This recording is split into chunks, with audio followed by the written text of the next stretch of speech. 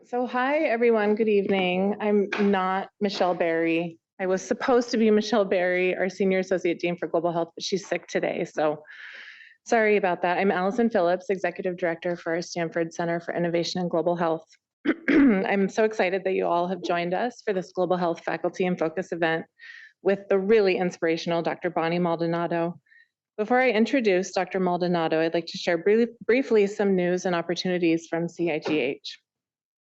So do we have any students in the room, med students? Okay, good. One, I see a bold, a bold student back there. So I'd like to acknowledge that this Faculty in Focus series is very student-centric. It was requested by Stanford med students, and so we're really happy to be able to fulfill your needs and interests. In February, we'll continue this Faculty in Focus series with Dr. Iran Ben-David. He's another infectious diseases physician, and he works to investigate the drivers of population health improvements in developing countries. I'd also like to acknowledge Ola. Where's Ola? We have Ola, and we have Josefa, and we have Lena, who might also be outside. So these are the people with CIGH, with our center. There's Josefa. That help to put on these events. So thank you for all the work that goes on behind the scenes. This wouldn't happen without our students, without our faculty, and without our staff as well. So I'd like to tell you about some other ways that you can engage with CIGH. We have some amazing courses here. Any med students that are shopping for courses could consider those. We also have a one-year Global Health Medical Student Research Fellowship that we're really excited to launch this year, and we'll be supporting one med student per year to conduct global health research, and applications are due in January. We have a couple postdocs here, right? We have Melanie and we have Hope. So these amazing postdocs, I'm sorry? A PhD student, okay. So these amazing researchers have launched a monthly global health seminar series, and we, in collaboration with them, have launched a global health postdoctoral affiliate program, which is our way of fostering collaboration among postdocs and other researchers at Stanford doing global health research. Okay, so now to tonight's event. We're joined this evening by Marianne Chega. Say hello. Okay, there's Marianne. She's a medical student and co-chair of the Stanford Organization for Global Health, and she'll lead us through the question and answer portion of the event following Bonnie's presentation. So thank you, Marianne, for being here. Thanks for making this happen. Okay, now it's my great honor to introduce Dr. Bonnie Maldonado. I feel like I'm going to give a whole presentation just with introducing her. She has an amazing career. She's been advocating tirelessly to ensure better health outcomes for underserved populations around the world for more than 3 decades. In addition to being a core member of the CIGH leadership team, do I have a slide here, Ola? No, okay. And a Taub Professor of Global Health and Infectious Diseases. She's a professor and chief of the Division of Infectious Diseases, Department of Pediatrics at Stanford School of Medicine. She's also the Senior Associate Dean for Faculty Development and Diversity. Early in her career as a resident at Johns Hopkins, Bonnie focused her research on rotavirus, which at that time killed 1 million children per year at a time. From there, she accepted a fellowship at CDC, probably EIS, Bonnie, so she could hone her skills and combine her knowledge of infectious diseases with an active involvement in public health and policy. Then at Stanford, she started the first HIV clinic and built an epidemiological study in collaboration with the State Department and CDC to understand the development of HIV in children. She was on the front lines of expanding the use of antiviral therapies, which have essentially eliminated mother-to-baby transmission. Subsequently, she dedicated her passion and skills to the eradication of polio worldwide, where she also became a global health leader. She's led several NIH, CDC, Gates Foundation, and WHO-funded domestic and international pediatric vaccine studies, as well as studies in prevention and treatment of perinatal HIV infection in US, India, Mexico, and Africa. Most recently, during the COVID pandemic, Bonnie became a leading researcher and communicator in the effort to vaccinate children against COVID-19. She's led over 10 studies in this area and is involved in epidemiological modeling, at university, state, and national level. And as a mom, I've always really appreciated Bonnie's steady and wise advice during the pandemic. Okay, so now that I've given you a whole talk, I think the most important thing about Bonnie really is her strong commitment to health equity and helping underserved populations. This really underscores everything that she does. So today she'll speak with us on COVID-19 and monkeypox, lessons learned about pandemic preparedness and global vaccine equity. Bonnie, thank you so much for being here. I'll hand it over to you, and then Marianne to ask questions. Well, thank you so much. I did, by the way, I am a little congested, but I tested negative and I have a little bit of reactive airway, so don't worry about here, and you're all in the audience anyway. Thank you for the invitation. It's lovely to see everybody in person today. It is just amazing for us to be here. And hopefully we'll be able to have others on Zoom or in recording to be able to hear this event as well. So yeah, let me just say one little short thing for all of you, because I know many of you are trainees. When you look forward, the path looks really complicated. There's many branches, it's curvy, it's hilly, it's rocky. But when you're my age and you look back, the road looks really straight. So don't ever think that you can't do or be the things that you are interested in doing right now, because that's how you start your career. Remember, I'm also a dean for faculty development diversity. So I know when I look back, all of the things that I just had to get through to get to where I was. I looked for people who were supportive.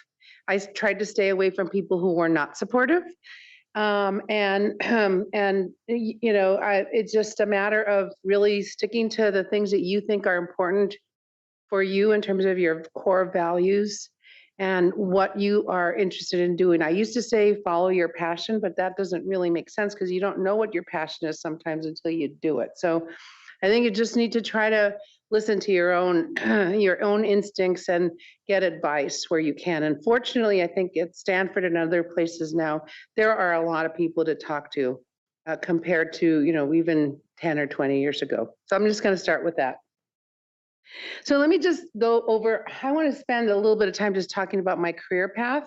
You already heard a lot of the highlights, but I just wanted to mention that I'm a first generation student. My family did not go to college. I was the first child in my family to go to college, and I grew up in Southern California in Los Angeles.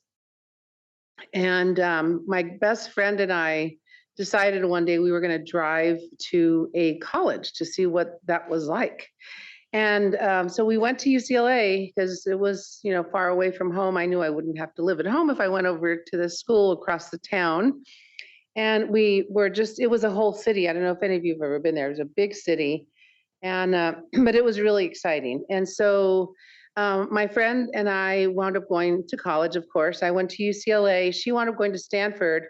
She's now the executive director of the National Hispanic Medical Association. We wound up going to medical school, not together, but we've been best friends since high school. She introduced me to my husband.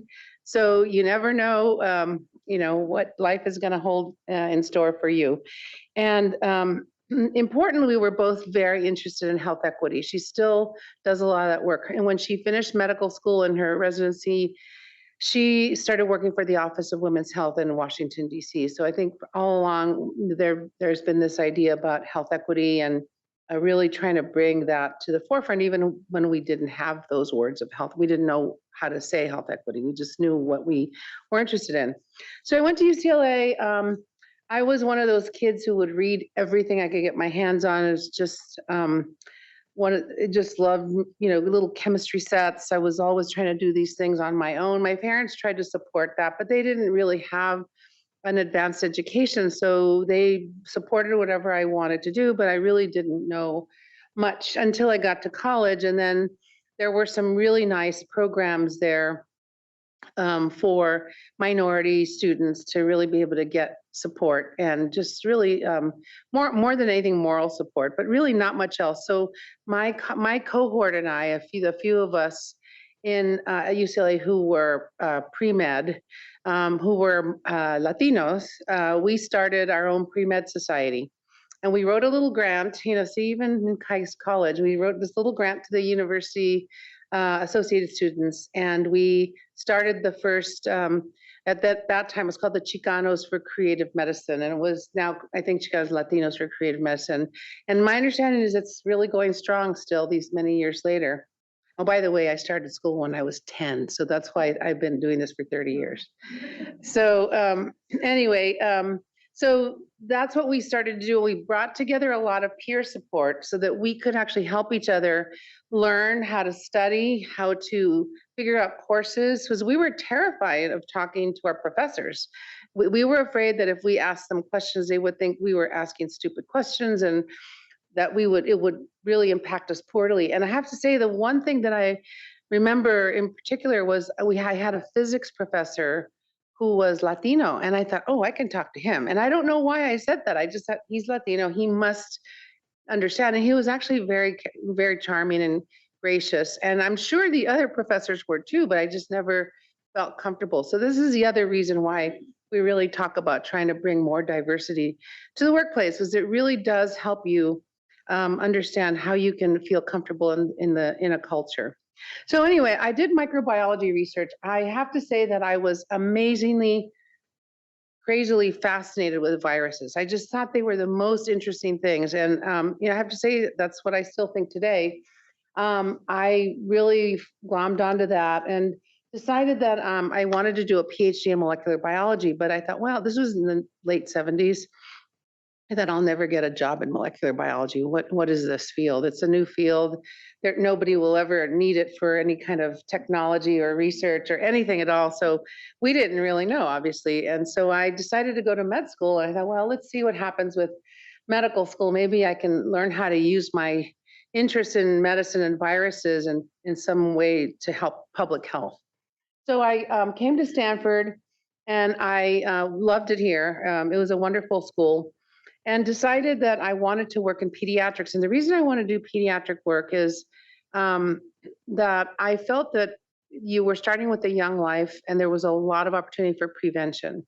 And in particular, at the time in the late 80s, mid to late 80s, there were a lot of children dying around the world, over 20 million children a year. And a lot of them were dying from preventable diseases. And by the way, this quarter, we teach the Global Child Health course in human biology, and next quarter, we're teaching epidemiology of infectious diseases here and HRP and epi and population health. So we thought, I thought this is a really interesting area to explore. There's a lot of opportunities to prevent disease in young lives, and that's what I wanted to do.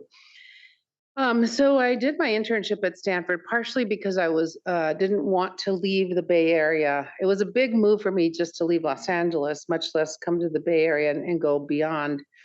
But at that point, I had friends who said, there's an opening at Johns Hopkins residency. Why don't you think about going there? And I thought, sure, I'll try that. And by then I felt like I was ready to move on and start experiencing other things. And it was really important lesson for me there was, when I was going through my rotations here, which were fabulous, I would say, well, why are we doing it this way? Well, that's how we do it at Stanford. And I thought that was not a good enough answer.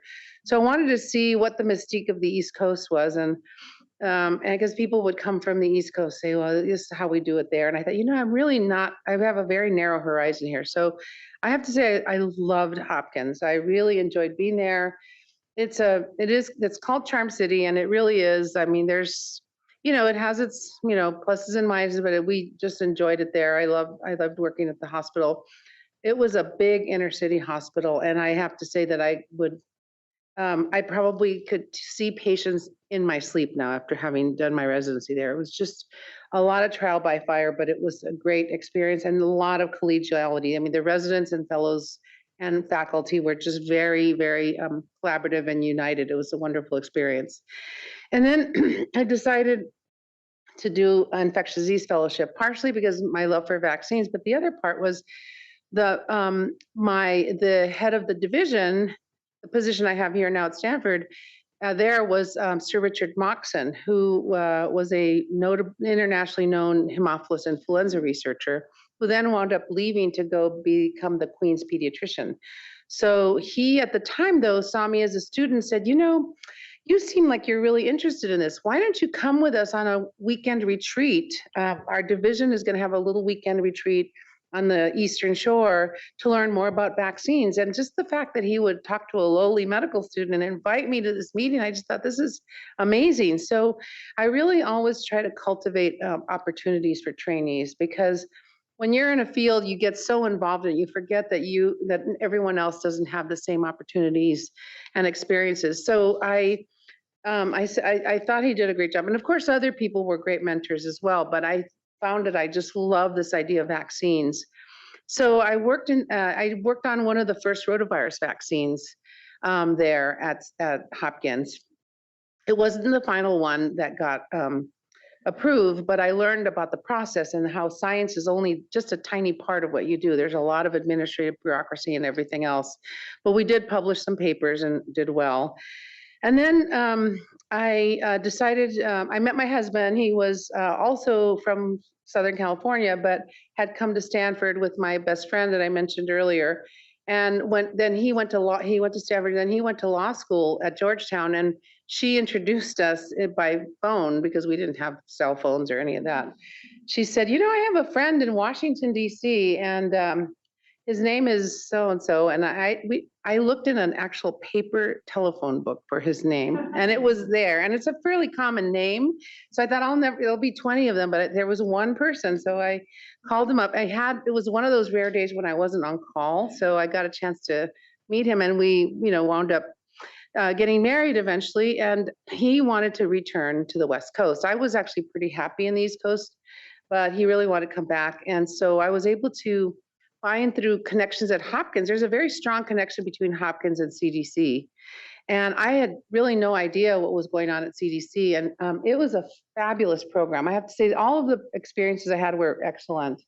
But the CDC was really probably the pinnacle of my career to that point, because the mentorship was very strong. People were really there. These are experts, world experts in the field. And they were willing to sit down with you and help you figure out how to calculate odds ratios or how to build a case control study.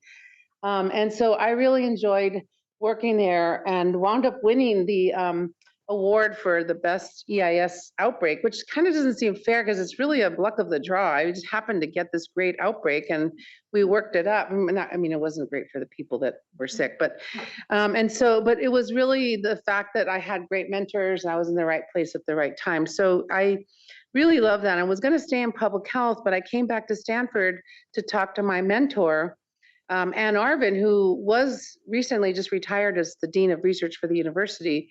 And she had been tracking my career and she said, why don't you just come back to Stanford?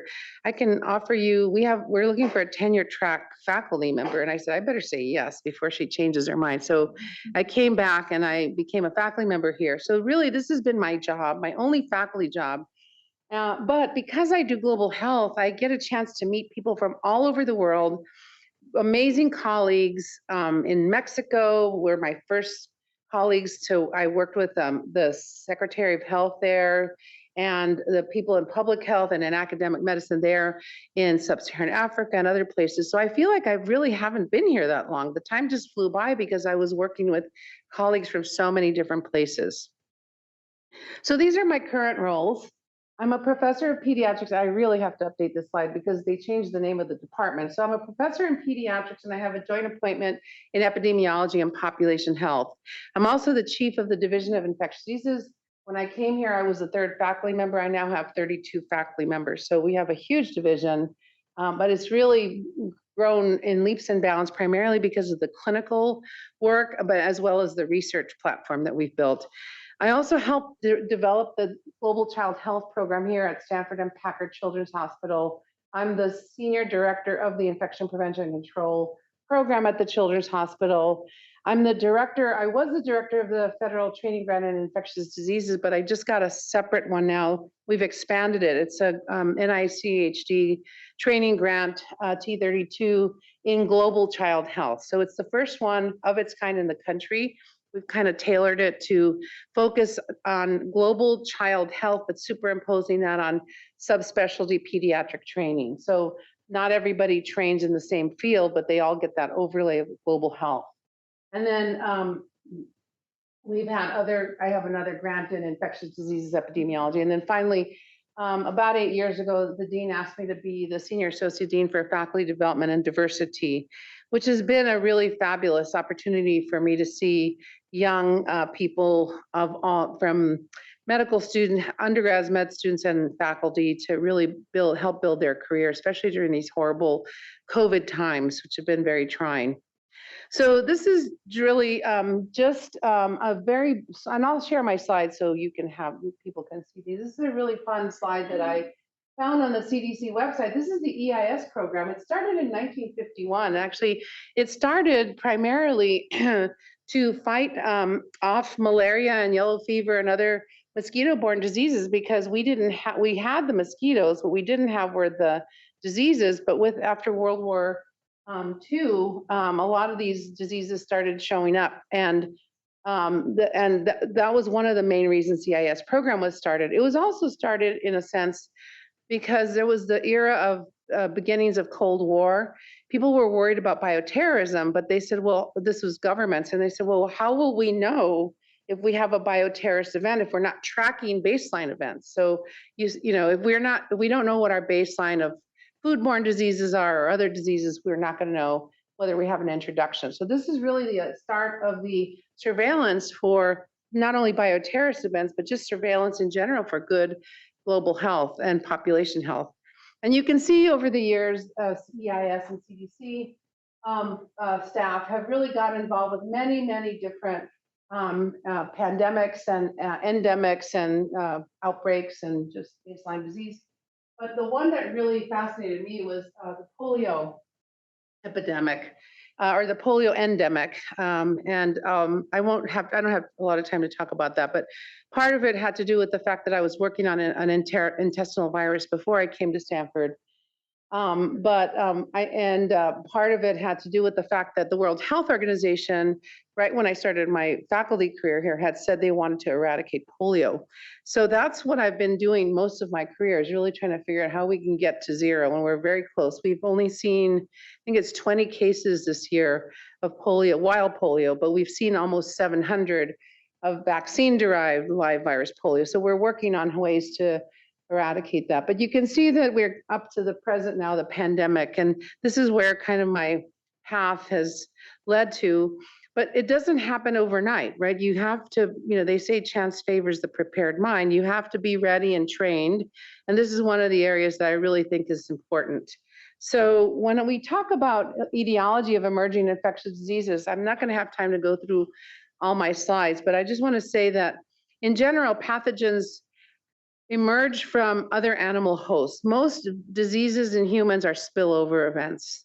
In addition to, and you heard Desiree speak last month, right? So did she talk a little bit about this, about spillovers? I mean, Desiree does I was lucky I was able to recruit her to Stanford. So she's one of the few pediatric arbovirologists in the country, actually in the world. So she's very dynamic, and she's really looked at this area, and her work is now bleeding over into this area of climate change, because we know that these diseases are going to only get worse if we don't change our approach to climate. But most diseases came from other animal hosts.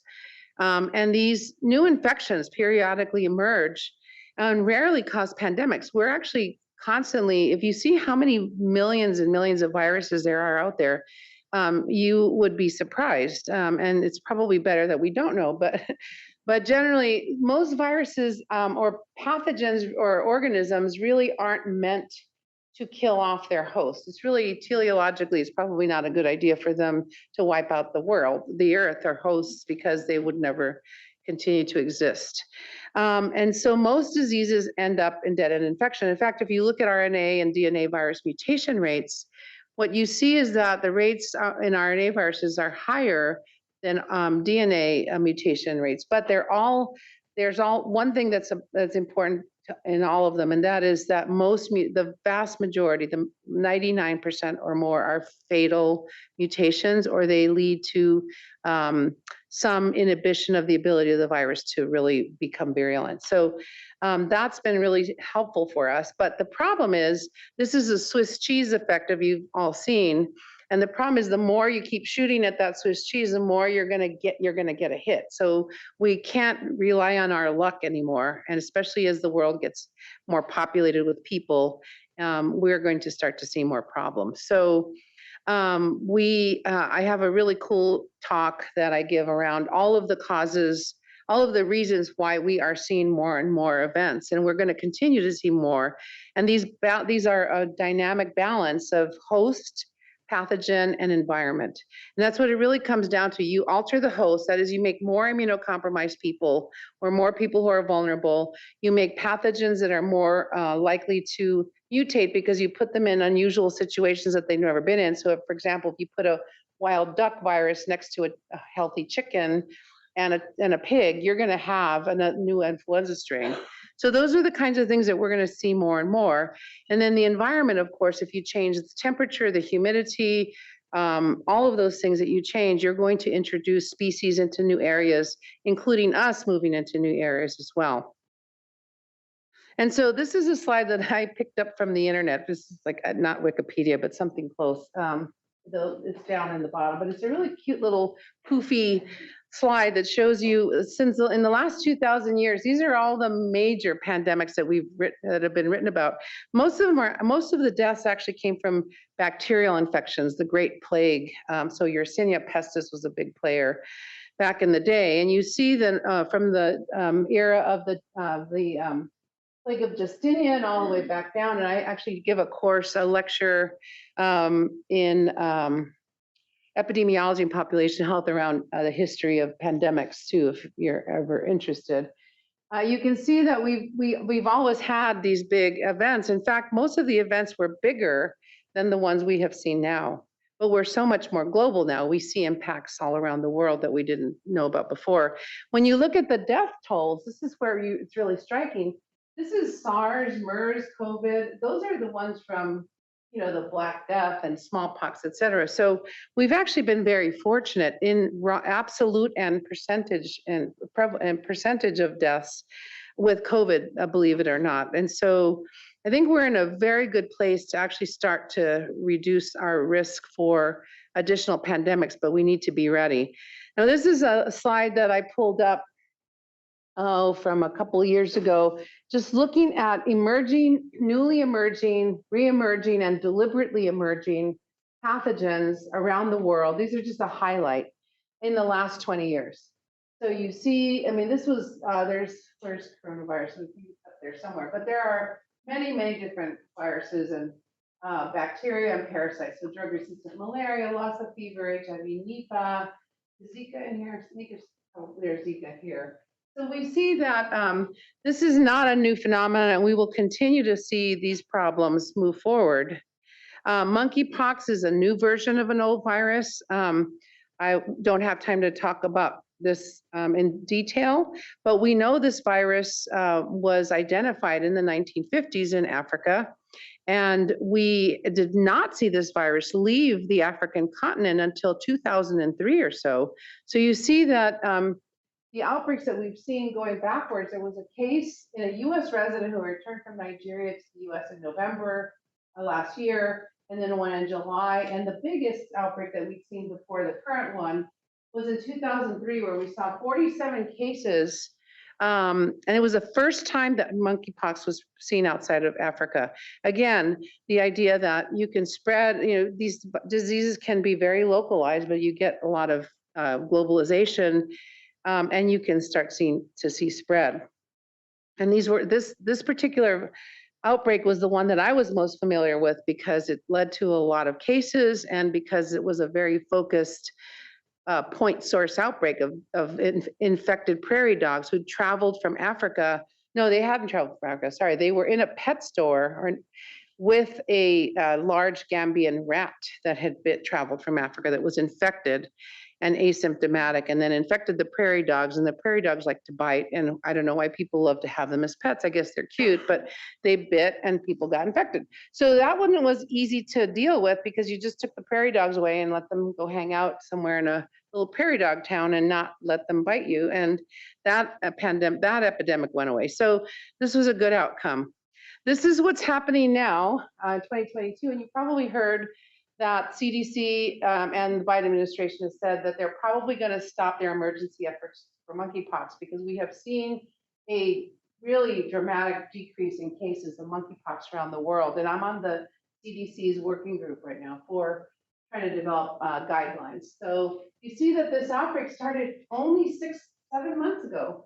And it was an outbreak of 4 cases in the UK among MSM, men who have sex with men. And the first case was identified a day later, and we saw this huge epidemic curve. I'll show it to you in a bit. And then the World Health Organization, in 2 months, they have been primed by COVID. They declared it as a, what do they call this? A public health emergency of international concern. They've only ever done that twice before. Once was HIV and the other one was COVID. So US declares a public health emergency. We have peak cases in August. We are still seeing a decrease and we don't really understand why, but we think there might be some interesting reasons. I won't show you the differences between monkeypox and COVID. They're very, very different. This is just to say that we can't equate one emerging disease with another. They happen to just be coexisting. But this is the monkeypox global epidemic curve. So you see the cases started in May, they really took off and they're really coming down quite a bit. I think in the US now we're seeing about maybe 4 to 7 cases a day. And you can see that this outbreak really came from the region of the Americas and the European region. Here's where an equity issue comes up. We are not really tracking what happens in Africa, even though the virus is there. And it's probably endemic there, but we're not doing surveillance. So if you don't do surveillance, you're not going to know that there's a disease. So likely what happened is this is probably a large super spreader event where somebody was infected at a large festival with hundreds of people. They all got together and in Europe and then all went home and people in that community were infected. And what this tells me, this is what we teach in my epi classes, look at this and tell me what happened. Well, this is classic point source outbreak here. You have something going on here and it just took off. And then those people started spreading to others. So without the traditional thing you would do, I was working with the Biden administration and the CDC, and we said, look, this is a smallpox event here. You need to do ring vaccination around cases. The problem was you couldn't find contacts because it was ubiquitous. These communities, this network was very, very big. So then we just needed to put out the fire and say everybody just needs to be in a high-risk group should be considered for vaccination. The problem there is that there wasn't enough vaccine, and we were just darn lucky that we had approved a vaccine in 2019 for smallpox that had cross protection against monkeypox. So the answer there was to go with a couple papers, one of which we published here years ago, around using intradermal rather than injecting right in, just under the skin in a little bubble, a fractional dose, a smaller dose. And it turns out that potentially could have provided enough protection. So we were able to split up one dose into 5 and then amplify the vaccination to the highest risk group populations, which were still MSM because 97% of the cases happen in that population. So we think that might have had an effect. We don't really know if that was it. There was also a lot of education among gay and LGBTQ plus communities, but we also don't want to ignore other LGBTQ plus communities, trans women, cis women, women who have sex with MSMs. We don't know. We want to make sure we focus on the target audience, but not to ignore the other groups as well and make sure that they are also aware that they might be at risk. So you see that this is cases recently by age and gender, and you see most of the cases here are between 20 and 50, but they're almost all men so far. But we want to make sure that this virus does not become endemic. So if we have low-grade transmission, we could wind up with endemic disease. This is just the components of the current national monkeypox strategy, which really involves post-exposure prophylaxis with vaccination for people with a known exposure, expanded prophylaxis after a known or presumed exposure as well for additional individuals who may not have had known real exposure but risk for exposure, and then pre-exposure population prophylaxis for people who have very high risk, including certain laboratory workers who might be working with viruses or specimens that are infected. And so let me just go on and say that the World Health Organization does encourage countries to share data. Again, it's still telling that most of the vaccine is going to the Western Europe and America. And yet we know that monkeypox, 2 clades of monkeypox are endemic in parts of, in particular, Western Africa. So how we deal with that is going to be really important moving forward. So I'll end with a couple of slides just showing what other lessons can we take from COVID and monkeypox? And that is not if, but what and when. We've already talked about the issues. More than 6 influenza pandemics and epidemics have struck in just over a century. We've seen Ebola spill over at least 25 times in the last 5 decades. We have an existing Ebola mini outbreak. I would say mini in quotation marks because it's not that small, but it's in Uganda relative to what we had when we were working, my team was working in the DR Congo. That outbreak was in the tens of thousands. And so we know that these viruses are still around, and we need to really make sure we can contain them and make sure that we protect populations where these viruses can live, because not only for the sake of the people there, but also for the reduction in spread. So we're not going to prevent pandemics. How do we deal with them? So I'll just give you my 6 points that I feel I've learned over this time. Maybe there's better ones too, but I'm always happy to hear. There's the world is smaller than ever. And one of the themes we heard about is we had globalization. We did not travel this much ever in the history of the world. Every time you've seen one of those big Justinian plagues or others, there were major wars or conflicts where soldiers were moving from one part of the world to another and bringing diseases. Tracking and collaborating, we need to do surveillance. I can't emphasize this one more than any of the others, and this is because with all of the tools we have at places like Stanford or these big academic institutions, we have the tools to do amazing surveillance. We're doing wastewater surveillance, but we need to do it well, and we need to do it in real time. And we can't wait until something starts popping up to do the surveillance now. Prevention is critical, and if we do better surveillance, it's still hard for us to read the CDC data. It's not put together in a way, and Sarah Goodman, who's a physician, a PhD who works in my research team, knows very well how difficult it can be to get data when we need it, not because people don't want to give it to us, but because it's not really put together in a way that is useful and nimble. So we need to do a better job there. We need to think smart and act fast. We can't think fast if we don't think smart first. So we need to think about how do we build these things out. Let's think of all the scenarios. I work in a hospital right here, and we are able to keep out 99.9% of diseases from our population in the hospital every single day. Every hospital does it. So we know how to think smart before we see patients. So we don't have to know what their diagnosis is to keep them from infecting the entire hospital. So why can't we do that at a global level? The problem here, again, is about collaboration. We also need to harness the power of technology. We know that equity matters, if not for the local individuals, for the global world, the global village. And we just don't seem to be able to get that message. And then finally, we know absolutely that misinformation kills. So I will stop there.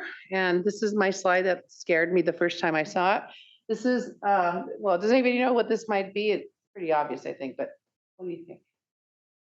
Yep. In what period of time? One day. Yeah, one day. This is all the flights in one day. So when you're in the air, don't think about this slide. Thanks so much for listening, and I'll stop there.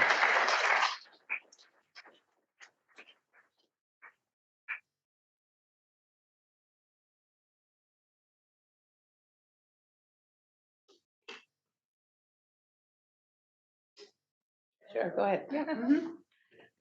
Thank you again for that presentation. Let's give her another round of applause. I'll lead this next section with the questions that were submitted, and then we'll open it up to anybody who has questions in the crowd. The first question that I really liked was, what do you see as the next pandemic threat? Yeah, that was an easy one. Yeah, well, so the biggest threat to me is something that I learned from the head of the people with disease section at WHO in 2003. I asked him that question too, and I believe he's right. It's going to be avian flu for sure. I mean, that's what will kill. If anything is going to wipe out the earth before we do it to ourselves, it's going to be avian influenza, because those avian influenza strains are incredibly virulent, and they mutate. Influenza mutates all the time. So if we get a really horrific version of that virus, there's no escaping from it. Look how fast we got COVID. We do have, the good news is we do have flu vaccines, but we haven't perfected the efficacy of flu vaccines, so they don't work that well, and it takes a while. So I would say that probably a respiratory virus, maybe a coronavirus, but most likely a flu virus. Hopefully we can keep it at bay. Yes, and I know you touched briefly on this, but what are some strategies to ensure vaccine equity in the face of prohibitive costs per dose, vaccine hesitancy, and the need for technical expertise? All of those things. So I was just last week at a conference at Florida International University, the Global Health Conference, but it was the Global Health Conference of the Americas, and there were 25 Latin American countries and Caribbean countries represented there. We were talking about a lot of different diseases, mostly vaccine preventable diseases, but we had other topics as well. But one of the groups that was there was a group from Baylor College of Medicine, Dr. Peter Hotez. I don't know if you've seen him on TV. He's a very good friend. He and his colleagues at Baylor developed Corbavax, which is a very cheap, very easily stored, very easy to use COVID-19 vaccine. He had been working on these vaccines for a while because he was working on another prototypic coronavirus, and when this happened, he pivoted. But one of the things that I was talking to his partner, in fact, I'm trying to see if they can come, he or his colleague can come to Stanford in next quarter to come and talk to my class, because they are currently trying to market this vaccine around the world. And these are small companies that none of us have ever heard of. So part of the answer really is to get local engagement, and not to start making this all Euro and American centric. That's not going to solve everyone else's problems. So in 2000, I wrote a white paper with the National Vaccine Advisory Committee members around how to globalize vaccine technology. And we said at that time, this was in 2000, that Brazil and India were probably the best places to really focus on trying to build resources, and that did happen. And so now we have big companies in Brazil, there's in India and others, where really we're starting to see more vaccine technology that can be developed for local use. Harry Greenberg here and I helped an Indian entrepreneur build a India-specific rotavirus vaccine about 15 years ago, that was licensed in India and is specific for the viruses there. We need to do a better job of that, but we also need to invest time and support, not necessarily just money, but support in helping people, educate people, because you mentioned hesitancy, that is another big problem. So we need to make sure people understand why vaccines might be helpful for them, and really combat that misinformation that people can get very easily on TikTok or other social media platforms. Yeah, that sounds a lot like what pharma used to say, stuff and systems. Yeah. Yeah. Absolutely. So just piggybacking on that, what opportunities do you see for vaccine manufacture that are not based out of the West? And an example is BioVac, a biopharmaceutical company based in South Africa. Can this successfully serve marginalized populations of all vaccines? Yeah, I mean, I think that's a Band-Aid. I think it's important to have the technology, but we have the technology here, and 20% of the population still isn't vaccinated. So I think that is a start. A part of the other piece of it is to make sure that people understand why we're doing this. So there's a whole epidemiology of vaccine preventable diseases. The more you see a disease, the more likely you are to want some prevention. And I knew from the beginning of this pandemic that we would get people lining up like crazy to get the vaccine, and as soon as things started to slow down, they would have absolutely not want it. So I was really hoping that we could get as many people vaccinated before they started feeling like, we can deal with this. We are remarkably resilient as human beings. We get used to things very quickly, even global scourges. And that's a good thing because you need to be resilient, but at the same time, you can't be a denier of what's going to happen there. And I think trying to understand that is going to be a really difficult thing. We don't know how to do that well. How do we convince people that prevention is really important? We all know we should be running and not smoking and doing all these healthy things, and we know that we should be doing these things. But my work in HIV world, time and time again, we would do studies around knowledge, attitudes, behaviors, and beliefs, and everybody understood what needed to be done, even the people who were infected by using the same behaviors that they knew they shouldn't do. So the only thing that predicted not getting infected with HIV was knowing somebody with the disease. So how do we take that marketing? How does Madison Avenue, the marketing people, how do we help us? If we can market Coca-Cola in every country, we should be able to market good health. I don't know how to do that. Yeah. So moving back to vaccines and children, what unique immunologic attributes do children possess that make vaccine discovery and vaccine policy easier or more difficult compared to adult populations? So yeah, I think, well, first of all, since 1990, we have reduced the child deaths in the world by 2/3. And most of that has been because of a little bit of clean water, a little bit of a local community-based health workers, and vaccines, of course. So if you look at those things, we've really reduced the number of deaths.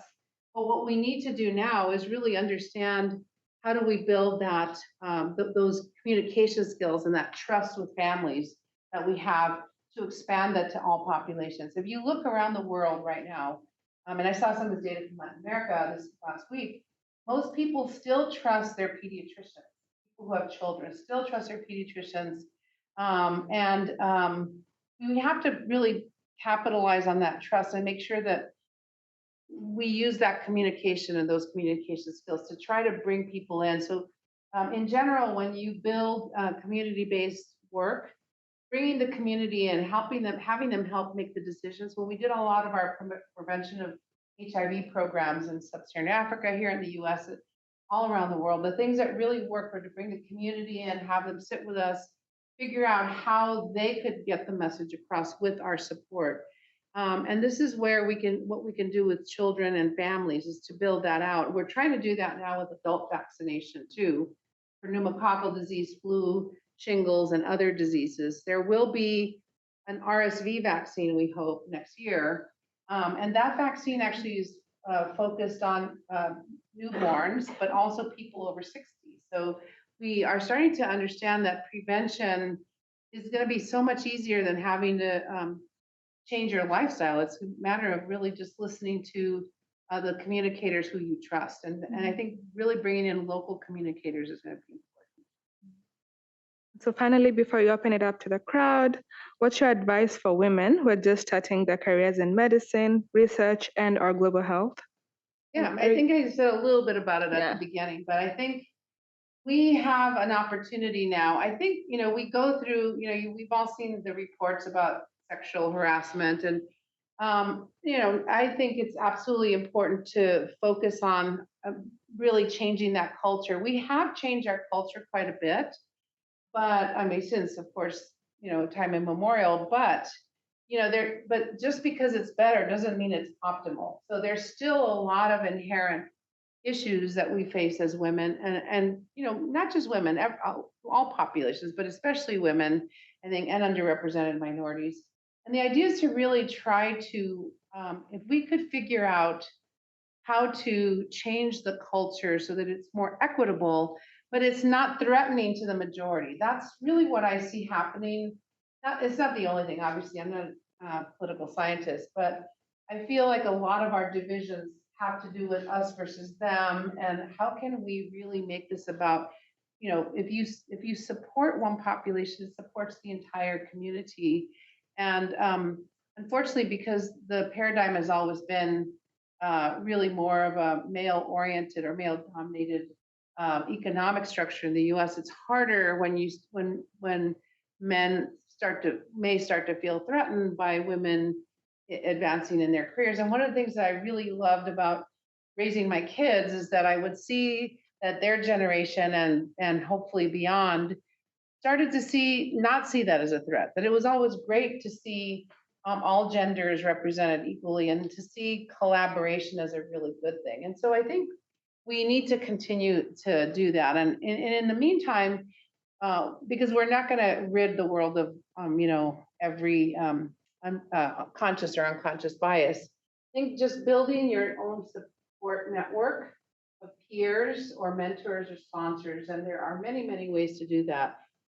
Through institutions, but also if you're not affiliated with an institution, really trying to find a community where you can feel safe and really work to be able to, as I said, understand how to build out your own core values and mission, and really work on who you are rather than what other people expect of you or what other people are forcing you to do. So it's not an easy answer, but I do think that this generation has got it a lot more together around building collaborative networks. Thank you. Thank you for that. We'll now open it up to any questions you might have. Just have a few minutes, but we can take 2 or 3 questions.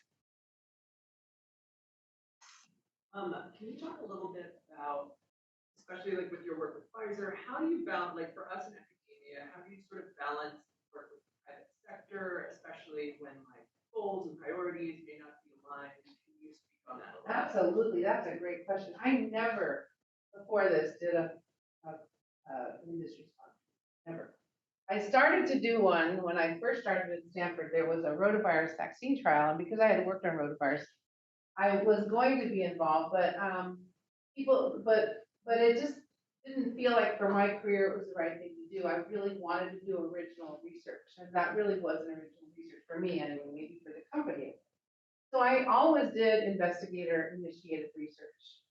And it wasn't until the pandemic came that I said, you know what, we don't have time. We have to work with somebody who already has a platform and something available. And I do know the people at Pfizer because many of them are my colleagues. They've trained with us, and I have to. And I was at the time, I just rotated off. I was the chair of the Committee on Infectious Disease for the American Academy of Pediatrics, and we make vaccine policy for all the pediatricians in the U.S.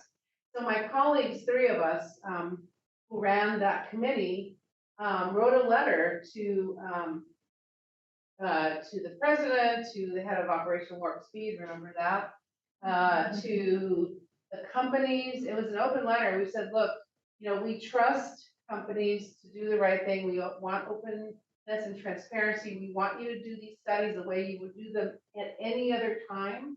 We understand there's a pandemic, but we want you to do these.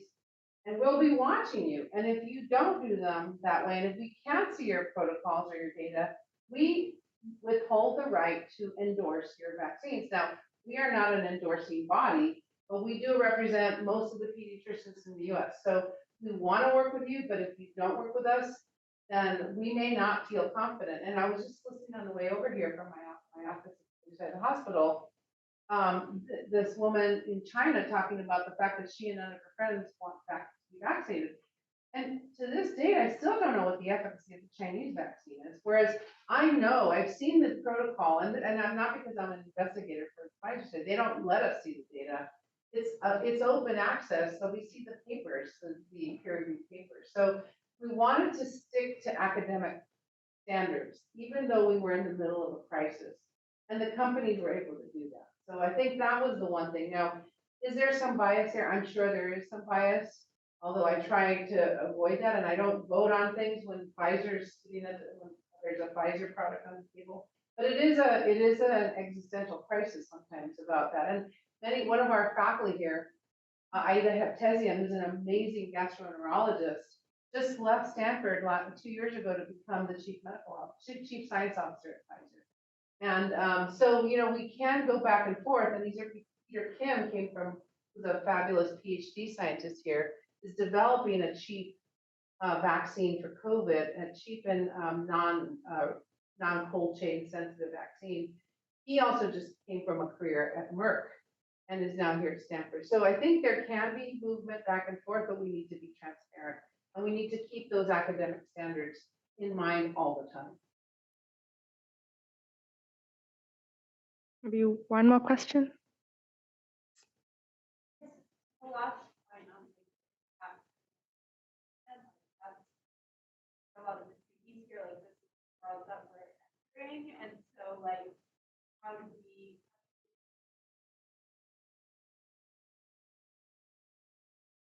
I missed the first part of your.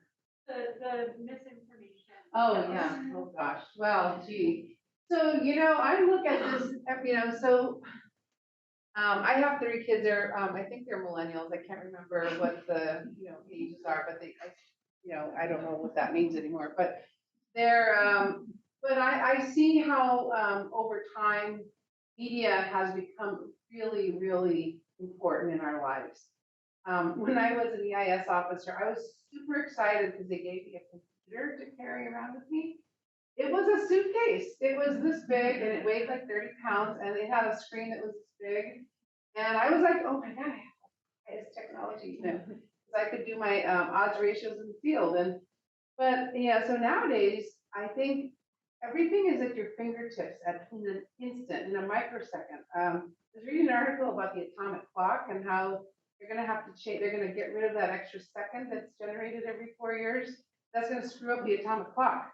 And because everything is predicated on fractions and of seconds, so we are so honed into like we have to know something as soon as it happens. And I don't know how we can use that to the better good. And that's where I think, some of the people who do AI research here on campus and elsewhere, I wish we could figure out a way to harness that and really make it a powerful, positive thing. I think we can do it, and I know it's being done.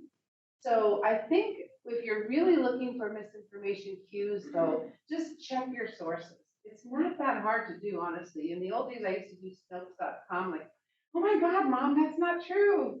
Or, but now it's really hard when you follow something on TikTok. But I think, if somebody's cousin's aunt, boyfriend is saying something, I'm not going to believe them. I don't care what they say. I mean, maybe they're right, but I'm going to check my other facts. I'm going to look at my colleagues who are doing the work. So I think you're going to get a great way to train here. And I think we're offering a course on how to use social media as well through the med school.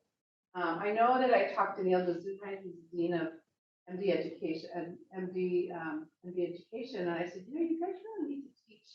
Well, not just how to use this, you're all better at using it than we are, but how to understand the impact of what you do. Because some of our students wound up on Breitbart or on some of the dark websites because people in class were just taking content and dumping them into dark websites. So not to say that we shouldn't use it, but we need to understand at what point do we use it, at what point do we find alternatives to it. So I think we just need to be aware. It's like everything else. Anything is dangerous if it's used in excess or it's not checked properly. But I'm an eternal optimist. I think you guys will figure it out for us. Well, thank you. I think we can all agree that that was a very insightful and interesting presentation. Thank you, Dr. Maldonado, for sharing your wisdom and your experience with us. Okay. If you have questions or want to talk to her, I think she'll leave her email, but also available to chat for a few minutes. Yeah, sure. I'll be here. Yeah. Okay. Well, thank you so much.